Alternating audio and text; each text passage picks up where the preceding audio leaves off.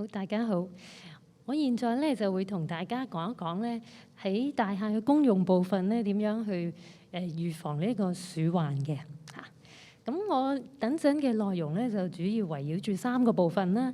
咁啊，第一個部分就係點樣可以改善大廈環境嘅情況啦，同埋衞生嘅情況啦。咁另外就係點樣可以做出一啲預防老鼠進入大廈範圍嘅工作啦。咁最後咧就會提供一啲使用獨立啦，或者係部鼠器嘅時候要注意嘅一啲事項嘅。咁其實咧要預防老鼠咧，最緊要就係從源頭嗰方面咧入手嘅，就係要消除老鼠嘅食住行3方面嘅生存條件啦。首先咧就係斷絕老鼠嘅食物來源啦，就包括咧要將食物殘渣啦同埋垃圾咧就塞入垃圾桶裏邊啦，並且咧要蓋緊嘅，同埋每日最少清倒1次啦。除此之外就係妥善咁儲存食物啦，同埋處理寵物嘅糧食嘅。咁而垃圾台亦都要綁好啦，同埋以免嗰個垃圾咧就跌咗出嚟啦，同埋放進一個有蓋嘅垃圾桶裏邊啦。盡量喺每一個樓層嗰度咧，就提供一啲有蓋嘅垃圾收集桶，收集住客嘅垃圾嘅。咁而用過嘅垃圾桶咧，亦都係盡量清洗乾淨啦，同埋立即清理喺公用地方嘅垃圾嘅。咁而家咧，我哋又睇一睇一啲現場嘅情況啦。咁喺呢個圖上邊咧，就見到一啲不當嘅行為咧。咁啊，包括咧喺走廊嘅地方就放置咗一啲冇紮好嘅垃圾袋啦。咁亦都有一啲散落喺地上嘅垃圾喎。咁同埋咧都要留意啦，食物咧就冇蓋好啦。咁所以呢一啲都係一啲唔恰當嘅行為啦。咁喺大廈嘅公用垃圾房咧，往往就會出現到咧呢一個情況啦，就係一啲大型嘅垃圾桶咧不敷應用。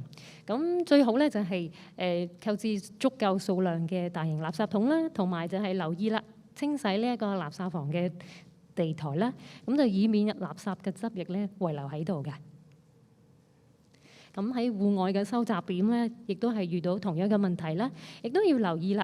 呢一啲嘅大型垃圾桶咧，係盡量係可以閂翻好個蓋啦，同埋要留意佢底部咧有陣時有個去水口嘅。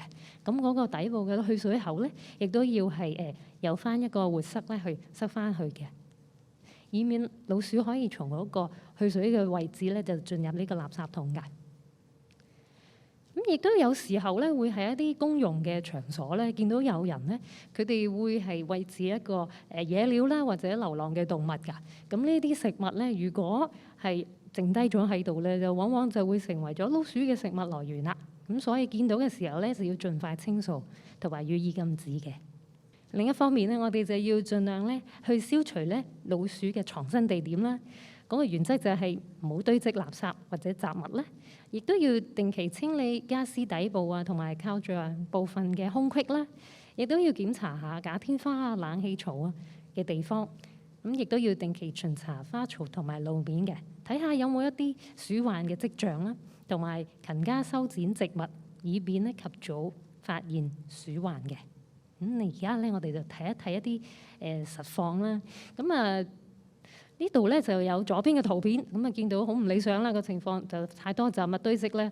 咁最理想咧就係可以盡快咁清理咗呢啲雜物啦。咁如果有啲地方咧，始終都係會儲存一啲物件嘅咁我哋就盡量咧就可以將嗰個物件咧就距離牆身咧就一個空間嘅，咁啊讓我哋方便咧可以觀察到睇有冇老鼠嘅跡象嘅。咁如果咧係一啲貨物啊，或者係傢俬嘅頂部，咁就睇下佢哋可唔可以咧距離天花嘅假天花嗰個位置咧有1米嘅距離啦。咁如果可以保持到呢個距離咧，咁就可以避免咧老鼠由嗰個頂部咧就跳上個假天花嗰度咧就匿藏啦。咁大家可以試下啦。如果咧係嗰個大廈範圍有假天花嘅，咁就試下打開一塊嚟望一望啦，睇下裏邊會唔會發現到一啲老鼠嘅蹤跡喎。咁呢度咧就下方咧有幅圖片啊，咁就係喺假天花裏邊咧就發現到有幾粒咧老鼠嘅糞便啦，咁啊代表咧有可能有老鼠嘅出沒嘅跡象啦。咁呢一邊咧，亦都有另一幅相咧，就睇到有冷氣機槽啦。咁紅圈所示咧，其實就係有一堆嘅老鼠嘅糞便啊。咁點解老鼠會中意咧係匿藏喺呢啲地點咧？因為佢比較溫暖啊。咁所以大家巡查一啲環境咧，都可以留意下呢啲地點嘅。咁另外咧喺公用部分咧，好常見嘅咧就係一啲綠化嘅環境。咁啊喺呢一啲嘅花槽位置咧，大家就要勤加修剪嗰啲植物啦。其實最好咧就係喺呢一啲花槽位置咧，就係種植一啲高身嘅植物嘅。咁個目的咧就係希望讓泥土嘅表面可以外露啦，咁就方便大家可以睇下裏邊有冇垃圾啊，或者係有冇老鼠喺裏邊咧挖咗一啲洞穴啊咁樣嚇。咁其實咧就最理想嘅咧就係如果鄰近垃圾站或者係一啲地鋪嘅餐廳啊，附近咧就避免設置一啲花槽位置啦。咁如果可以重新去裝設一啲花槽咧，咁我哋就可以咧試下將呢個花槽嘅圍牆咧起得高於1米嘅，同埋咧讓佢牆身嘅表面咧係平滑同埋冇伸出物啦，咁就可以減少老鼠可以爬入去呢個花槽入邊咧，就掘窿做竇啦。咁另外咧喺嗰個泥面咧，你會見到啦啊，呢度咧就放上咗一啲石塊嘅。咁其實咧，如果可以喺泥面上邊咧鋪設大概有8厘米厚嘅一啲石塊咧，亦都可以阻止到老鼠咧喺嗰度掘窿嘅喎。喺外圍嘅環境亦都會見到有陣時係種咗啲大樹啦。咁大樹嘅根部咧，好常咧就會成為一啲渠鼠咧，佢哋挖窿啊做竇嘅喎。咁如果大家見到嘅時候咧，都要睇下啦啊，究竟裏邊有冇一啲老鼠嘅跡象咧？咁如果係冇嘅話咧，就盡快咧就填封呢一啲孔洞啦。另一個方面咧，我哋就係希望阻止呢個老鼠咧進入大廈嘅範圍裏邊咧。嗰個方法咧就係用一啲能夠抵擋到老鼠咬噬嘅物質咧，咁去堵塞所有嘅洞口嘅。咁例如啦，如果行人路或者係牆壁有損壞啊，咁就用水泥去修補啦。喺排水管咧就加裝一個渠閘啦。咁喺水管或者電線穿過牆壁嘅位置裏邊有罅隙嘅話咧，就用鐵絲球或者水泥去填封啦。喺通風口亦都可以安裝上呢一個鐵絲網嘅。木門嘅底部同埋門框咧，亦都可以安裝最少有30厘米高嘅防鼠金屬板啦。亦都要留意咧，門腳離地嘅空間咧唔超過6毫米嘅。外牆嘅水管咧，亦都可以考慮安裝防鼠擋嘅。咁當然啦，如果發現鼠患咧，就可以聘請呢個滅鼠嘅公司去滅鼠嘅。咁呢度咧就係現場一啲環境啦，咁啊見到啦啊地台啦，同埋管道啊或者牆身咧都出現一個孔洞咯喎，咁都要盡快去修補噶啦。咁呢啲電線咧穿牆嘅位置咧，亦都可以咧用水泥去密封嘅。咁啊有陣時為咗要方便保養咧，亦都可以有第二個選擇嘅，就係應用到呢個鐵絲網球啦。咁就係一個唔夠嘅話咧，就可能用上幾個，咁就可以將呢一啲孔洞咧就填充嘅。咁而管道穿牆嘅位置咧，最理想就係運用水泥去填補啦，咁就可以又堅固啦，又耐用啦。喺一啲排水口嘅開口位置，就可以安裝一啲渠閘啦。咁如果喺明渠嘅情況咧，咁我哋如果嗰個每個渠閘嘅間隔咧係少過6毫米嘅話咧，咁就要喺下方咧再鋪設呢一個導生嘅網啦。呢度咧就有另外2款嘅設計，都係可以幫助咧阻止老鼠咧進入呢個渠嘅範圍入邊嘅。你見到佢唔係用個網，不過佢都係用緊其他嘅設計，都一樣有呢個功效嘅。咁下方咧就係2個唔妥善嘅地方啦。咁啊一個就係破損咗嘅渠口啦，另一個就係花槽位置咧就未有喺去水口嗰度咧作出呢一個填充嘅。咁好啦，頭先咧一路提緊咧，就可以用呢一個鐵絲網啦。咁其實咧呢個防鼠嘅網咧就有一個規格嘅喎。咁啊呢一啲嘅防鼠網咧，佢係需要係運用到鋼線厚度24嘅鋼眼網。咁而網眼咧就唔超過6毫米啦。又或者咧係使用呢個標準線規厚度為22嘅導生鋼織網嘅。咁就大概係每寸有7個網孔嘅。咁喺抽氣扇嘅位置咧，就盡量選用一啲可以有蓋可以蓋翻緊嘅型號啦。咁啊方便當抽氣扇關上嘅時候咧，亦都阻隔到老鼠去進入嘅。咁呢啲亦都係另一啲嘅設計咧，咁就喺呢一啲通風口嘅位置都可以適合作為阻隔老鼠進入嘅。咁如果喺窗上邊咧，亦都可以安裝上剛才嘅呢啲防鼠嘅金屬網嘅。咁啊，例如係喺一啲垃圾房嘅窗啦，又或者係一啲單位佢哋曾經出現過老鼠嘅跡象嘅，都可以參考嘅。呢度咧就有幾個位置都係門腳個位置咧係已經破損啦，咁就需要盡快修補嘅。咁就算咧係個門係冇破損嘅話咧，你會留意到咧如果佢下低門檻嘅間隙咧係超過咗6毫米咧，其實都唔恰當嘅喎，因為老鼠都可以進入到㗎。咁如果係另一個情況啦，就係木門嘅情況啦。木門咧就好容易俾老鼠咧可以咬細到㗎。咁所以咧就應該咧喺佢嘅底部咧就係安裝一個至少有30厘米高嘅金屬板嘅。咁啊，千祈唔好忽略咗佢門框嘅位置啦。門框嘅位置咧亦都要包上呢個金屬板嘅。呢一個咧就其實係喺一啲大廈嘅後樓梯咧拍攝出嚟嘅。咁好多時咧佢哋都會安裝咗一啲鐵閘咁樣。咁其實呢一啲嘅位置同樣地咧都可以安裝一啲離地咧有30厘米高嘅防鼠金屬板喺個底部啦。咁但係呢度你見到佢用咗一塊白色嘅板擺咗喺低嗰個位置喎，咁都唔係太恰當啦，因為咧呢個板咧必須要係安裝喺個門閘嘅外邊嘅，咁所以大家都要留意啦。呢度咧有一個2個理想嘅例子可以俾大家參考一下嘅。好啦，咁咧大廈外牆咧其實有好多嘅喉管啦，咁都有可能咧就讓老鼠可以爬到入去嘅喎。咁但係咪所有嘅喉管咧我哋都走去安裝鼠擋咧？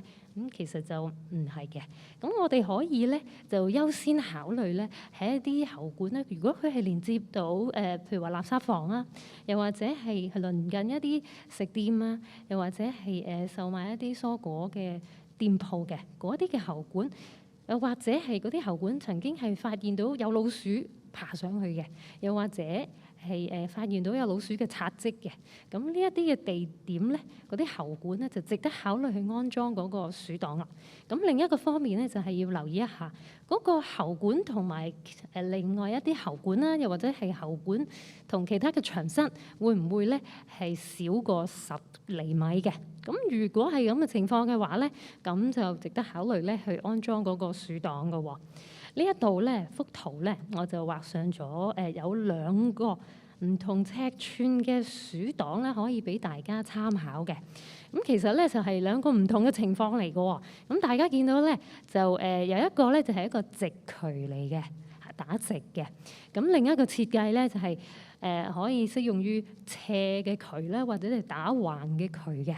咁如果係喺直渠嘅情況咧，就需要咧安裝上一個呢一度咧就係好似一個雪糕筒咁樣嘅鼠擋啦。佢嘅斜邊咧就要起碼有30厘米，而下方咧你會想像到佢係一個圓形嚟嘅啦嚇。咁佢嘅直徑咧，下方嘅直徑咧都要有55至到60厘米嘅喎。咁而另一個情況啦，如果係一啲斜渠啦，或者係橫嘅渠啦，咁安裝嘅鼠擋咧，佢嘅範圍就要更加闊啦。咁咧你就會見到咧要有50個厘米或者以上嘅喎。咁同埋要留意咧，呢一啲鼠擋咧一定要距離咧其他俾到老鼠作為踏腳點嘅位置咧，係遠離佢哋起碼有1米咧，咁先會合適嘅喎。咁最後咧就想提供一下咧關於一個應用到毒理啦，或者係部署去氣嘅時候咧一啲要注意嘅嘢啦。咁大家要記得啦，呢啲咧都係一啲只能夠治標唔係治本嘅一啲方案嚟嘅，只可以作為一個補充啦，或者係應急嘅措施啦。咁如果鼠患嚴重嘅話咧，就可以聘請滅鼠公司去到做滅鼠嘅。咁要留意啦，我哋長遠嚟講咧，都要靠改善環境由源頭處理鼠患嘅。咁如果要放嘅時候咧，呢啲滅鼠器咧，或者捕鼠器咧，一定要咧佢嘅開口位置要對住呢一個長腳線啦。咁而其他嘅例子啦，咁啊，譬如話係一啲鼠夾啦，咁啊一樣啦，佢嗰個觸發點都要係對住長腳線嘅。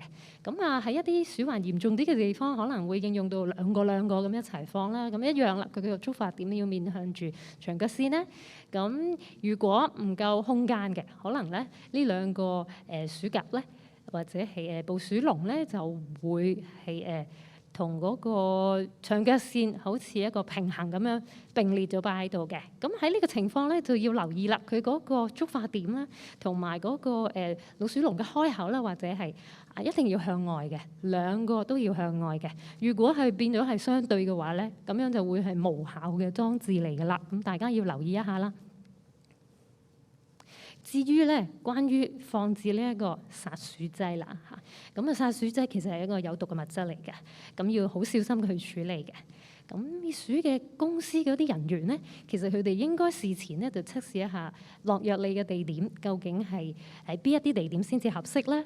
咁而喺進行滅鼠之前咧，佢哋係應該咧向住戶作出一個充分嘅警告啦，話俾佢哋聽知道用緊邊一啲嘅殺鼠劑啦，佢係嗰個含有嗰個毒藥嘅性質係乜嘢咧？嚇，佢放咗藥嘅地點喺邊度啦？仲有係滅鼠人員咧再次到訪嘅時間表嘅，咁並且喺每一個放咗老鼠藥嘅地方咧，都張貼告示嘅。咁喺每一個落藥嘅地點咧，要有一個編號嘅，喺地圖上作出一個記錄嘅。並且咧，將呢啲毒餌咧，就係盡量放喺一啲有蓋嘅防護容器裏邊咧，以策安全嘅。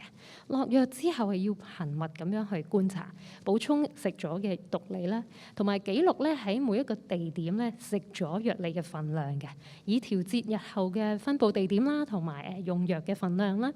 咁最後咧，呢一個滅蟲嘅公司咧係應該能夠提供到一個具體嘅防治蟲鼠計劃啦、進度報告啦，同埋其他嘅一啲安全防範嘅措施嘅。咁我喺呢度就來一個少少嘅總結咧。咁其實咧，始終要預防呢一個老鼠嘅問題咧，係必須要從呢一個環境衛生嗰方面去着手嘅。咁有需要嘅時候咧，就要聘請專業嘅滅蟲公司去處理㗎啦。好，我嘅分享嚟到呢度啦。咁多謝各位嘅。講完滅鼠，要講滅蚊啦。咁咧我哋咧，我嚟緊個時間咧，我就會用4個方面咧去講啦。咁啊，我哋首先了解下蚊啦。咁我哋對蚊嘅知道有幾多咧？咁啊，第二方面咧就係蚊有咩害處咧？點解我哋要殺佢咧？咁第三方面咧就係點樣預防蚊啊？咁第4方面咧，最後啦，我哋就介紹翻我哋食環署嘅滅蚊工作嘅。咁啊，其實咧蚊咧佢一個生命週期咧就分成4個階段啦。咁第一個階段咧就係卵啦，然後會變成幼蟲，跟住會變成蛹，然後變成蚊嘅。咁咧一般嚟講咧，佢呢個生命週期咧大概要7日就已經完成一個成蚊嘅週期啦。咁當然啦，如果天氣熱嘅時候咧，分分鐘咧係唔需要7天嘅喎，大家留意啦。咁另外咧，佢前3個階段卵啦、幼蟲同埋蛹咧，都要係需要水同埋空氣，再加埋一啲微生物咧作為食物咧去生存嘅。呢個好重要嘅。咁啊，大家記住先。咁我陣間會再講下點解啦。咁咧常見啦，香港咧就係白紋伊蚊啦。咁白紋伊蚊咧呢個名改得好好喎，因為咧點解咧？就咁睇名就知道佢個特徵啦，就係腳係有一啲花白嘅間條嘅。咁佢嘅卵嘅抗旱能力咧好強。咁即係話咧，就算而家入冬啦，佢都可以用一個卵嘅狀態咧去過冬。當溫度一夠，甚至乎有水嘅話咧，佢就會變成蚊啦。咁點解白紋伊蚊咧喺城市裏邊咧會成日見到咧？因為佢好犀利，只需要好少嘅積水嘅地方，即係甚至乎一個好細嘅汽水罐，佢都已經可以產生蚊嘅幼蟲啦。咁白紋伊蚊咧，佢飛行距離好短，一般嚟講咧都係100米左右嘅啫。咁啊，佢通常咧就係日間活動多嘅，咁啊係日出嘅時候啊，同埋黃昏嘅時候咧就比較活躍啲。咁啊，佢大家都熟悉啦，佢係一個登革熱病嘅病媒嚟嘅。咁另外咧，一方面咧就係除咗白紋伊蚊啦，常見咧香港咧就有一個叫庫蚊嘅。咁喺郊區裏邊咧，就常見會見一個叫三大喙庫蚊啦。咁係一啲比較大嘅積水體，咁就唔同白紋伊蚊啦。咁佢要大嘅積水體，例如一啲魚塘啦，一啲可能一啲稻田嘅地方咧，就會有三大喙庫蚊啦。咁喺市郊裏邊有啲咩地方會見到庫蚊咧？就係一啲建築地盤或者一啲比較大嘅溝渠，佢淤塞咗啦。咁我就會常見一啲叫做自捲庫蚊嘅。咁佢有個特徵嘅，黐蚊咧，佢就係會專吸一啲動物嘅血啦，例如野豬或者係候鳥啦。有陣時咧，佢都會叮咬人嘅喎。佢又同白紋伊蚊又唔同啦，佢會喺夜晚嘅時候咧，喺室內咧就特別活躍嘅。你哋有冇試過咧？瞓下覺咧，會有啲蚊咧喺你耳邊有嗡嗡聲啦？呢啲咧多數都係庫蚊啦。庫蚊咧，佢就係日本腦炎同埋絲蟲病嘅病媒嚟嘅。除咗頭先介紹嗰兩隻蚊啦，其實好大部分嘅蚊咧，香港常見有70種嘅。一般咧都會中意匿埋啲暗角嘅地方休息。另外咧就係黐蚊，係會吸人血。但係咧雄性嘅蚊咧，其實佢就係靠食花蜜啊或者植物嘅汁液咧去維生嘅。蚊點樣揾佢嘅目標咧？佢就係透過咧我哋人或者動物嘅氣味啊，佢嘅溫度啊，甚至乎我哋呼出嚟嘅二氧化碳咧，而去揾到嗰個吸血嘅目標㗎。蚊有啲咩唔好嘅地方啊？我諗小朋友都知啦，俾蚊咬就會覺得痕啦嚇。點解蚊要冒住生命危險咧埋去我哋人嗰度咬咧？吸血咧？因為咧佢係產卵之前咧，佢係必須要吸喺我哋人嗰度咧，吸收一啲蛋白質或者其他養分咧，而去產卵嘅。當佢因為人或者動物嘅血係會凝固噶嘛，為咗方便佢吸咗血之後咧，抽出個吸管咧，佢口入邊會分泌一啲口水，令到咧我哋嗰個咬點咧，嗰個傷口咧啲血係唔會凝固嘅。就係呢一啖口水啊，令到我哋覺得有啲痕嘅感覺啦。有時咧有啲可能免疫系統未發展得完全嗰啲例如好似小朋友咁樣啦，佢被蚊咬到咧，可能有啲特別大嘅敏感反應，可能面腫口腫咁樣嘅，都有啲咁嘅情況啦。另外咧就係最大問題，佢係會傳染疾病嘅。以下就常見嘅疾病包括有瘧疾啦、登革熱、日本腦炎、絲蟲病同埋黃熱病。其實佢嗰個概念咧就係當一個帶有呢啲病毒嘅人，佢俾蚊叮咬之後，嗰隻蚊嗰個唾液腺咧就會感染到呢啲病毒啦。當呢隻帶有病毒嘅蚊咧咬一個健康嘅人嘅時候咧，嗰個健康嘅人就會染病噶啦。好啦，點樣預防蚊患咧？通常我哋就除咗講治標，都要講下治本嘅。治本係點咧？大家可能有留意我哋個宣傳咧，就係清除積水啦。點解清除積水咁緊要咧？因為頭先都有提過啦，佢生命週期前3個階段咧都喺水入邊嘅。只要我哋清除積水咧，係一個最低成本、最有效嘅方法去預防蚊子嘅，係啦。以下咧就舉例一啲我哋常見發現一啲蚊子滋生地啦。如果當我哋管理處或者我哋住緊個屋苑嘅時候，都要留意下呢啲地方有冇清除積水啦。例如有花樽入邊嘅水啊，花盆底嘅積水，冷氣機盤有冇淤塞，有冇水喺度。另外咧，花槽入邊有冇啲垃圾，例如飯盒啊、汽水罐喺入邊啦。仲有地面，如果唔平嘅地方有冇掃走佢？甚至乎最好嘅梗係將一啲凹陷嘅地方填平佢啦。有時可能特別係清潔姐姐啦，佢有好多啲容器裝水噶嘛，可能佢會擺埋一個戶外嘅地方堆埋喺度嘅。好似而家圖入邊有啲例子啦，佢就咁擺。有啲比較好啲嘅姐姐咧，佢就會將嗰啲桶咧反轉擺嘅。但係咧留意翻桶邊，我哋紅圈嗰個位置咧，其實桶邊都有啲凹嘅位置。佢咁細嘅水體咧，都可以滋生到白紋伊蚊嘅蚊蟲，呢個都要留意翻咯。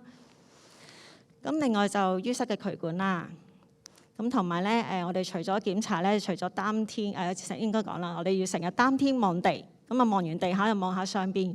好多時咧簷逢嗰啲污水渠啦、雨水渠咧，可能有時我哋忽視咗冇睇嘅，呢啲情況咧都好常見嘅嚇。行人隧道上面嗰啲雨水渠係啦。另外咧就係坑渠蓋嗰個匙孔啦。你有時見到我哋嗰啲匙孔咧，成日都叫大家咧要貼一個牛皮膠紙啦。咁點解咧？嗱，而家如果大家見到嗰個影片咧，其實嗰個時孔入邊咧已經有啲蚊蟲喺度游緊㗎啦。咁細嘅蚊蟲已經有百幾條蚊蟲啊，有機會係啦，咁細個窿。好，咁另外咧就係一啲戶外位置啦。咁有時會擺一啲帆布去遮啲雜物。落完雨之後，帆布上面嘅水有冇清好咗佢啊？咁另外咧，有陣時啲小型工程，好多時咧啲水馬個蓋可能會唔知去咗邊度，咁甚至乎水馬爛咗呢啲情況啦。咁同埋一啲比較大嘅樹葉或者樹皮，咁其實咧佢嗰個因為佢嗰個形狀係好似一個碗咁窩咗入去啊。當雨水落咗嚟咧，就會有情況會有積水㗎啦。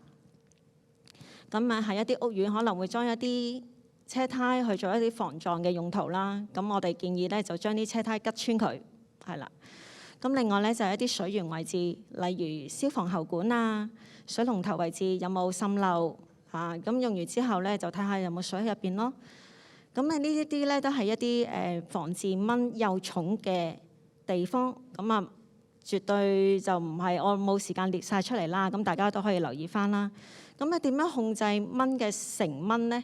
係啦，咁其實成蚊啦，頭先提及過咧，佢好中意匿埋啲陰暗位置嘅。咁係陰暗位置，例如喺啲樹葉嘅下邊、樹葉嘅底部。